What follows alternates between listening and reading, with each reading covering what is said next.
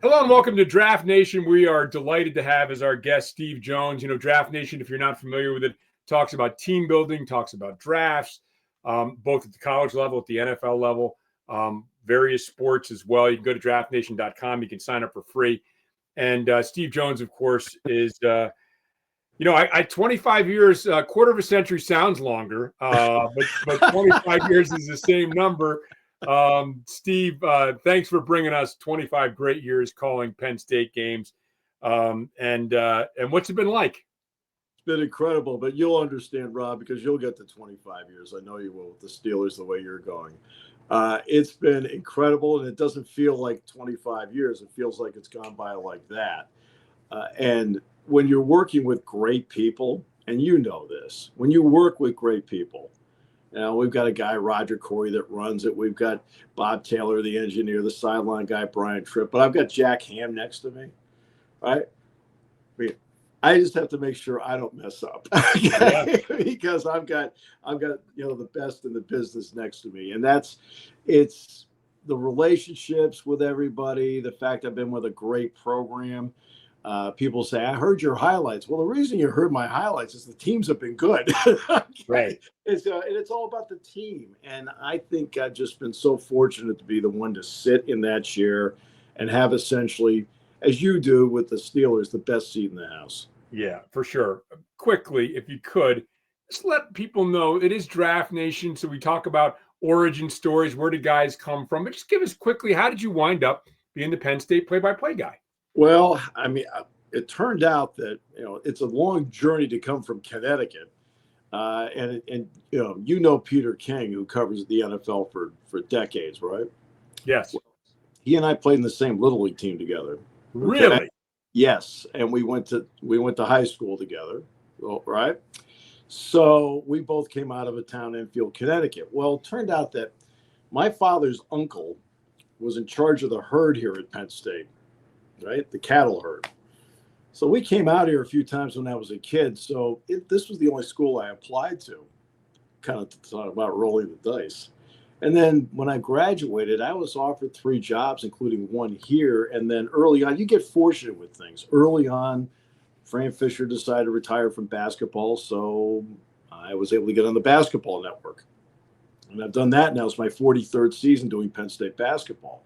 Well, a year later, they needed a third guy for the football network. Well, because I was already doing basketball, I was fortunate enough to be that guy. And then finally, when the play-by-play job came up, it came up sort of in '97. Then Fran Fisher decided to come back. And then when it came up again, when he finally did retire, I was fortunate enough to get the job. And then a month later, they hired Jack. And as soon as they hired Jack, I thought to myself, I've got a real chance to have success to have a guy like that next to me. Yeah, that has to be, and not that the thrill ever wears off, but we're around famous people. And that's just part of our job, right? I mean, we see you Right. called play by famous guys, and then at some point he goes from Steelers legend to broadcast partner to friend, and it's kind of a nice transition. It is, and you know what's great about him is that he has zero ego, like none. You wouldn't even know he attended the Super Bowl, let alone helped 4 teams win a Super Bowl, right? You wouldn't even know any of that stuff because that's just not who he is. And that is one of the cool things where they just go from like, he's the legend and so on and so forth, but instead he's one of my best friends. It's just the way it turns out. Yeah. Yeah, I remember talking to Bill Hilgrove about that with Dick Groat. I mean, he said he grew up rooting for Dick Groat, and then all of a sudden he's his partner for, almost 50 years. So fun stuff. So I wanted to ask you, let's, I guess, talk about some individual players before we get to the team, because when you're a team this good, you're going to have players who are going to be taken high. And I guess is Abdul Carter the guy that would be generally acknowledged as the top guy in the draft? He'd be the number 1 guy off this team in the NFL draft, Rob. So let's draw a comparison. You get to see T.J. Watt all the time, the Steelers. Well, what was T.J. Watt at Wisconsin? He was a linebacker because that the touchdown that put Penn State in front. Hey, T.J., sorry if I bring this up, open a wound here, but the touchdown in the Big Ten championship game was Saquon Barkley running a wheel route, and T.J. was on the coverage because he's playing linebacker. But the Steelers, of course, knew they had a gem with him as a defensive end. And any time the Steelers want to take him and drop him back and put him into coverage, he knows how to do it in a zone blitz. Well, that's Carter. Carter had been a linebacker here, and they made the decision to move him to defensive end. Now, there's always going to be an adjustment when something like that happens. When you're coming off the edge or you're blitzing in the middle, who's picking you up as a linebacker? It's going to be a running back.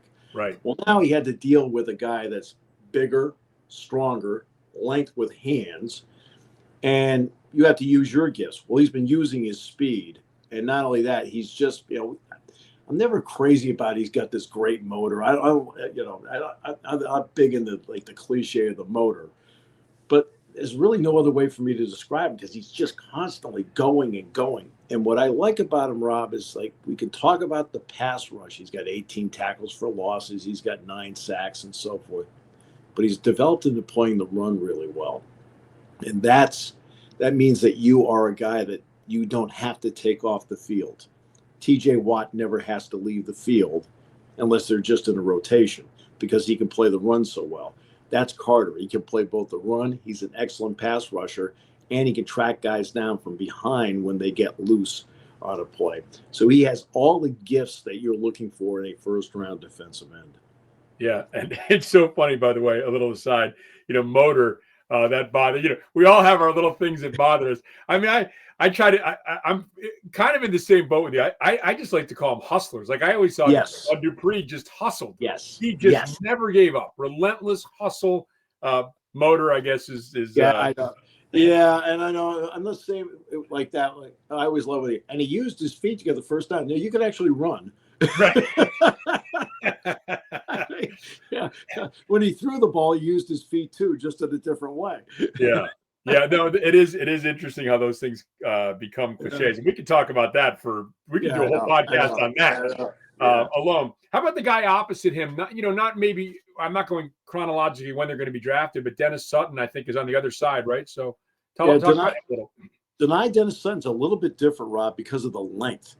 Denai Dennis Sutton is a big man. You're talking about 6'5", 6'6", who has really tremendous quickness off the edge. So to have a frame like that, and he's up about 270 pounds right now, and he missed parts of a couple of games here, but now he's back to full strength.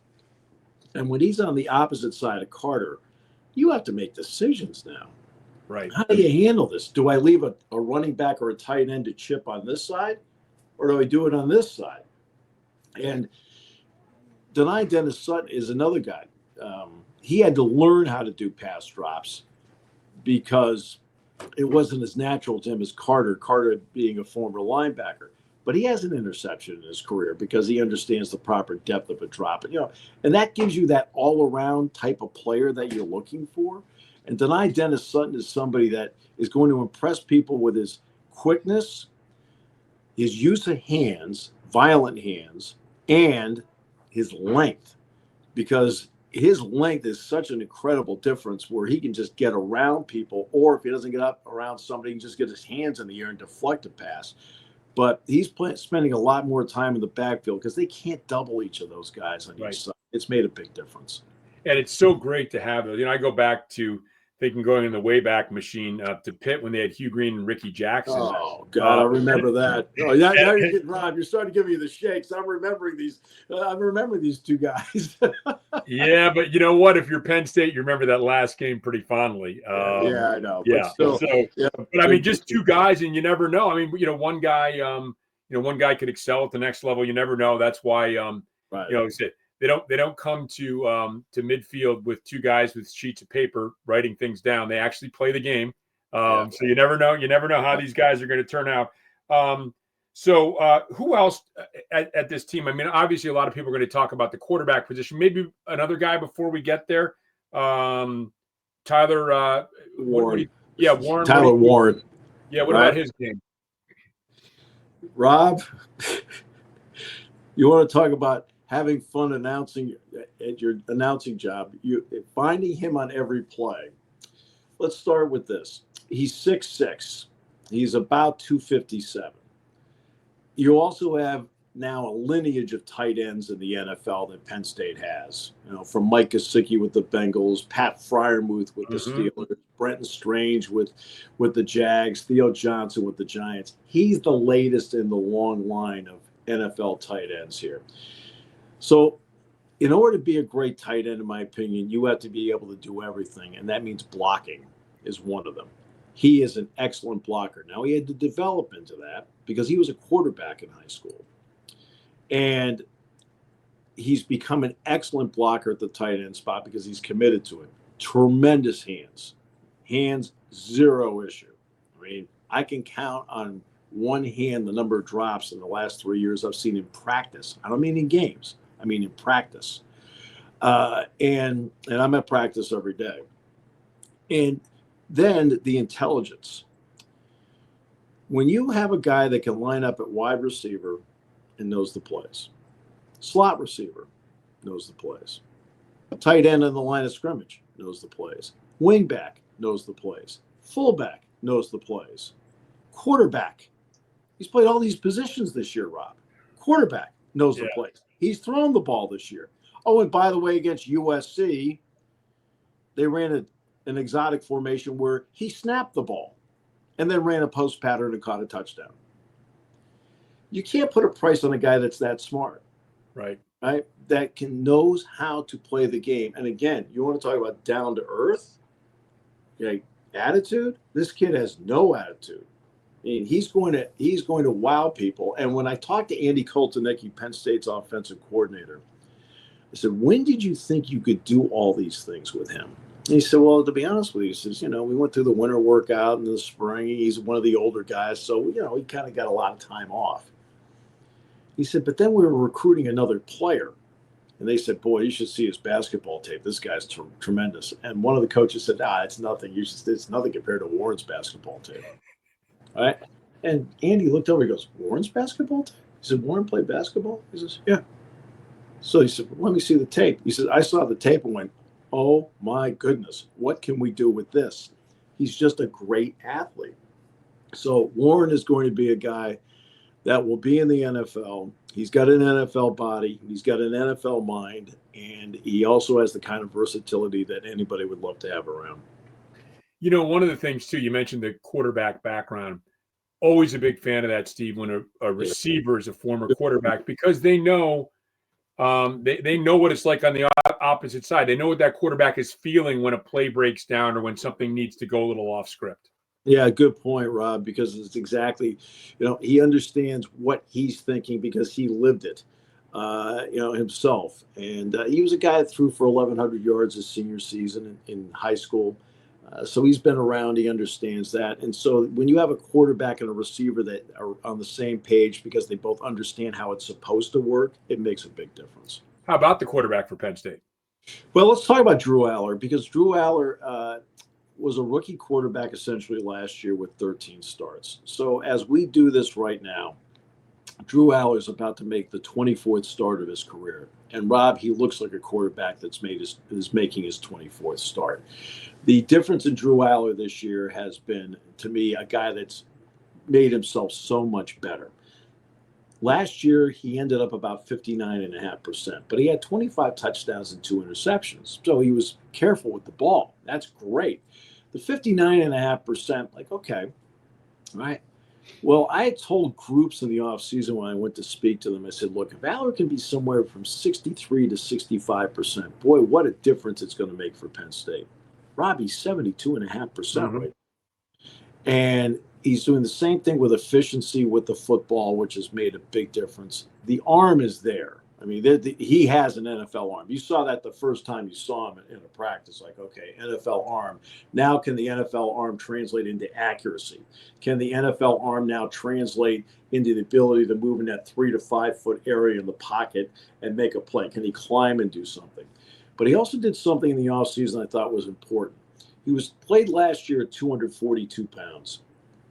He dropped 10. He's 232 pounds. He's quicker, and he's also stronger in the upper body. He made a play against West Virginia in the opening game of the season where he took off to run, and he stiff-armed a guy. Right? He wouldn't have done that last year, but he's stronger up here, and he can do it. And then his quickness in the pocket.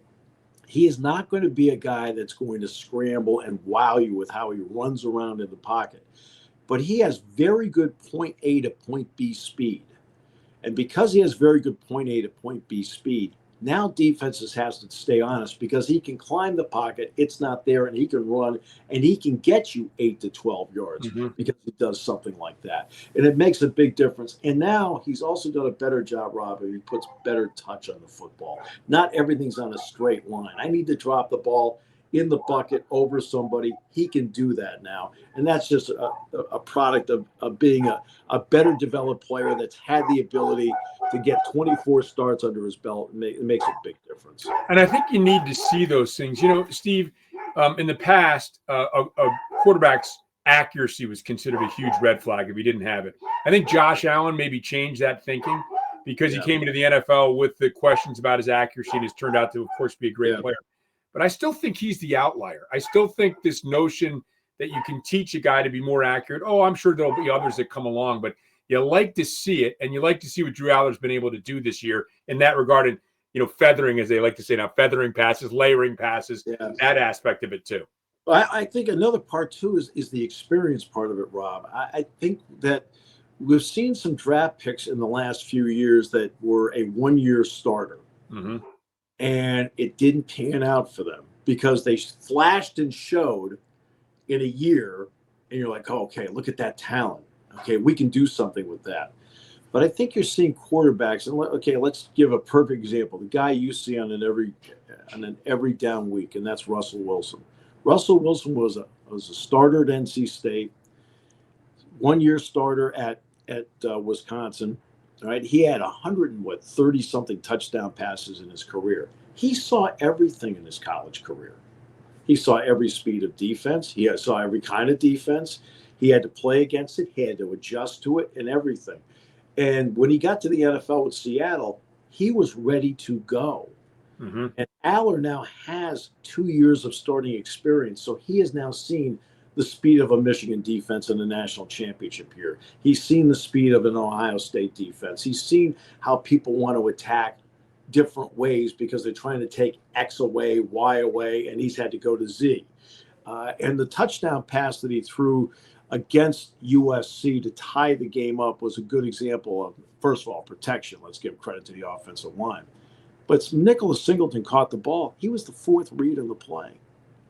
Well, you're not going to go to the fourth read as a one-year starter. Right. You're going to go to the fourth read because you've got more under your belt, and I've been there, done that, and seen it and done that. And that's a play like that tells you a lot about now his ability to make quickly no, yes.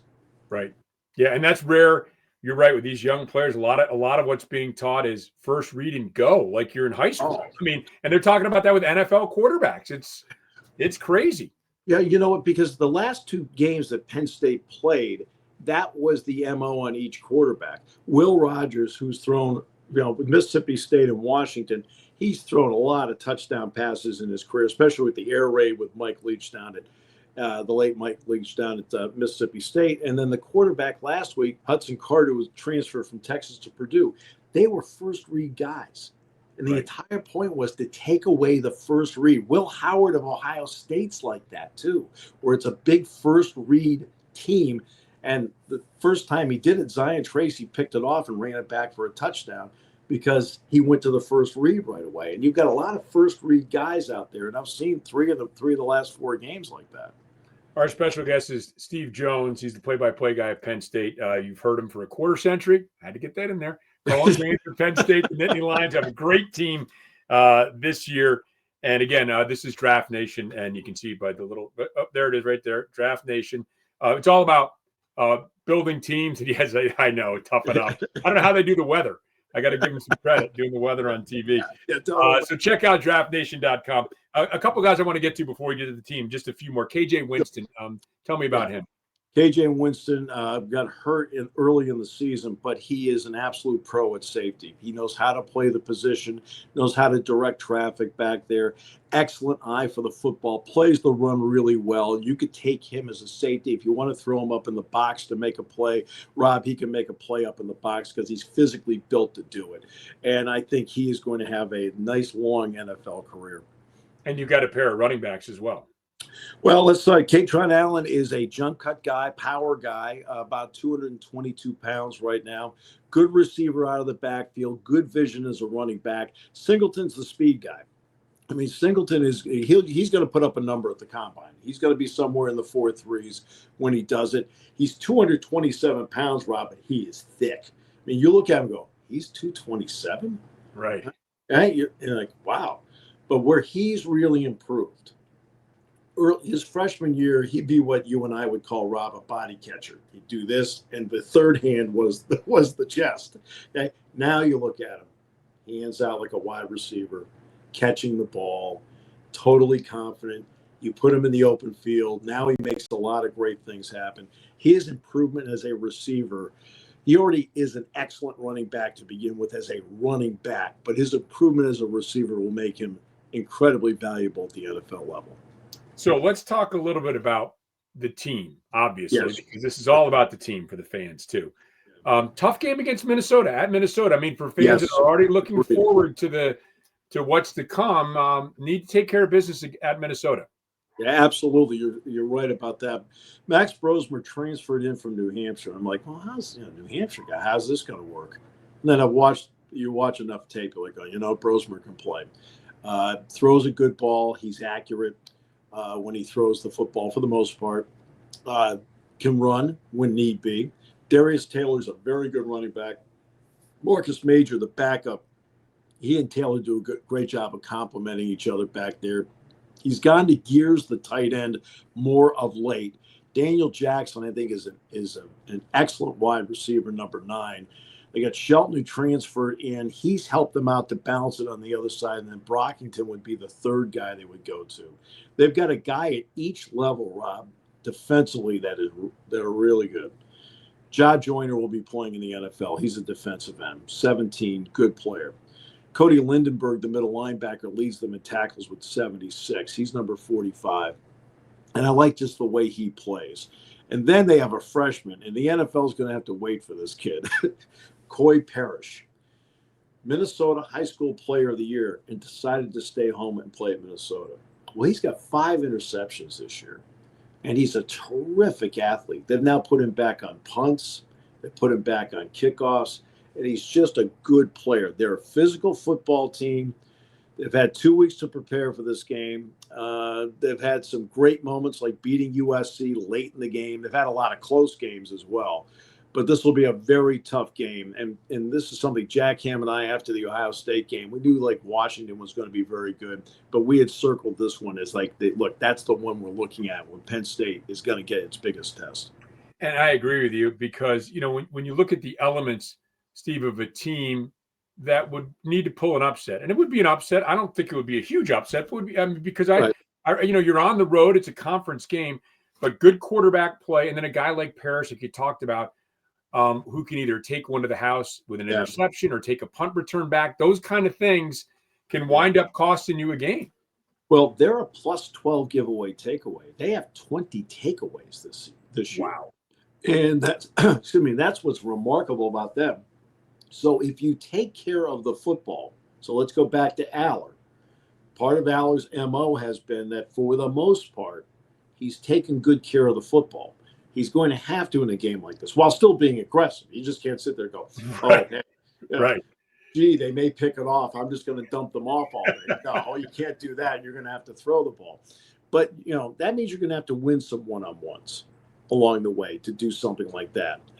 And that's going to be so important in this game will be giveaway, takeaway, because that's where Minnesota thrives. If Minnesota doesn't get the takeaways, then it becomes a struggle for them to work long fields. But if they get takeaways, now it energizes the crowd, energizes the sideline, shortens the field, and now the formula works for them. And that's what you have to be aware of with this team. The landscape of college football is constantly shifting, right? So know about the NIL and all that stuff. This expanded playoff. Yes. I want to ask you about that, and hopefully Penn State finding a place in that playoff. What's your thought? What's your the way that's constructed and how that might evolve? Well, you know what, Rob? This should have been done years ago. It's one thing you got to give college football credit. The biggest enemy of college football are the decision makers. It just takes them so long to come around to things. It's like, let's go here. I mean, my goodness, Joe talked about this 40 years ago. All right. And so I remember talking with Jim Delaney, the former Big Ten commissioner, and this is when they went to the 4-team college football playoff. And I said, Jim, it's 4. I said, I know everybody would like to see 12 or 16, but I also know how hard it was for you to get 2. Right. It just takes so long. Well, now they're going to do this. Now, does it create, obviously, extra games? No question. So you're talking about, say you're a team that plays in your conference championship game. You don't win it, so you're an at-large team. You could play as many as 17 games in the season. So that does come up, and that's right there with what an NFL regular season happens to be. Okay. So that is one thing that does work. You're saying, okay. But the excitement of it. Yes. Okay. College football, they always said, had the most relevant regular season. You lose in September, you're out. Okay. Well, now, I said, the biggest problem we've had since they went to the college football playoff, to me, had been that in November, there were anywhere from 6 to possibly 7 relevant teams, which meant there were fewer games with stakes in November. Well, here we are now. You've got as many as 20 teams trying to compete to get into this thing. Mm-hmm. Well, every week there's some sort of relevant game that's a big game. Alabama plays LSU. Loser has 3 losses. Loser's out. Right. Tennessee plays Georgia. Georgia's got 2 losses. Tennessee has 1. Georgia's still alive. Tennessee now is in the 2-loss pool. It becomes that kind of game, and it's made the college game more exciting. And also, you do the NFL, so you understand. Okay, are the Steelers undefeated right now? No, but they're having a great year with only 2 losses. They lead the division, and they're on their way, hopefully, to a playoff and a long run in the playoffs for the Steelers. Okay. Well, in college football, it would be 1 loss. Oh, that's it. They lost to Ohio State. It's over. Well, it's not over. Right. And as I said to Jack in the pregame show with Washington, I said, Jack, you ended up being on 4 Super Bowl winning teams. How many were undefeated? He said, and of course, only the Dolphins were undefeated. Right. That's right. Right. So college fans have to adopt an NFL mentality about where you are in this college football playoff. And I think it's made the college game exponentially more exciting. I agree. And, I've told people many times over the years that maybe my single favorite sporting event is the NCAA tournament, because the little guy gets an opportunity. There are always upsets. Rarely do you get a year where the chalk just plays out. And so if you have no real interest in rooting interest in a team, and we know in college sports that's very much aligned to your university or your conference or what have you, it gives you somebody to cheer for, something to get excited about. And I like the idea of maybe a team that's sort of outside the quote unquote blue bloods of college football getting an opportunity as well. Well, and of course, I've been fortunate to do a number of NCAA tournaments. Well, Penn State beat UCLA one year in 1991 in the Carrier Dome as a 13 seed. Right? Wow. I mean, so I'm doing that game. You're like, this is incredible. And of course, the entire arena gets behind you. They want UCLA out. Right. Sure. And then another year when Penn State got to the Sweet 16, they knocked off a number 2 seed North Carolina to get there. And again, and you see all the other games. The biggest upset in the college football playoff was number 4 Ohio State beating Alabama. Right. That's your biggest upset? Yeah. Well, I remember, Steve, covering Utah when Urban Meyer was the coach, and they took it to Pitt. And there's an example of a team that I remember when that game was finished, I thought, is this the best team in the country?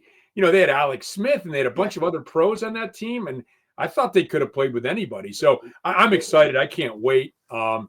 And that Utah team was undefeated, right? They didn't lose. I believe that's it. Yes, they were. Yeah, and I think they wound up 3rd or 4th in the country, whatever it was, after they won the Fiesta Bowl. But on the outside looking in. But Steve, thank you so much. This is Draft Nation. Go to draftnation.com.